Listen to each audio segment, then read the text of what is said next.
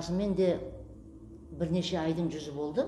Біз көп халықпен жүздесіп қойдық, көпшілікпен, бірнеше ұжым мүшелерімен. Сосын кез келген ортада барлығының басын ауыртатын әсіресе бір сұрақ бар.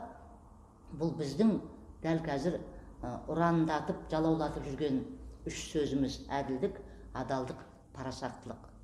Біз осы үш бағытта неғұрлым жұмыс жасаймыз деген сайын менің көзімнің жеткені, бізді тыңдаушылардың, бізбен араласып, бізге сұрақ қоюшылардың, бізбен кездесушілердің арасында әлі күнге дейін осы қасиетті ұғымға бейжай қарайтын адамдардың кездесетіндігі. Сол адамның бойындағы мына өмірге, өмір сүруге деген, жақсылық жасауға деген, парасатты болуға деген, адал болуға деген құлшынысы жоқ адамның да бойында мысқалдай болса да, біз титтей болса да, сол өзіміздегі айтып жүрген ізгіліктің дәнін сепсек екен деп жүрміз. Ұясында не көрді?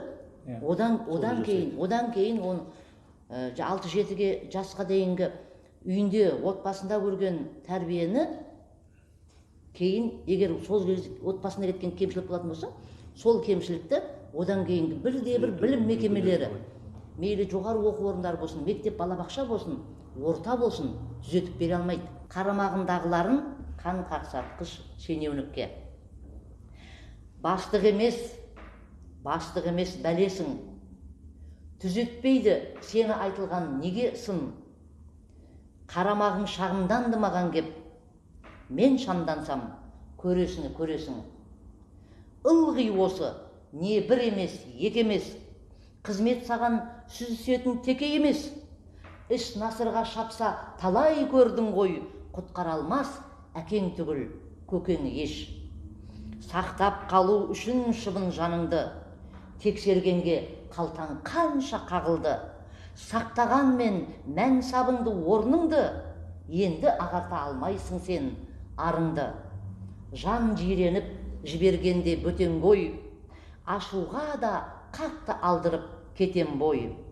Алаңғасар ардың күрдің адамға алпыста да ақыл кірмейді екен ғой. Бастықтыққа бара бермей егеске, бейімделер уағың болды емес пе? Ұлы Абайдай болыс биді мінеген, абайлап жүр, алып мына менеске.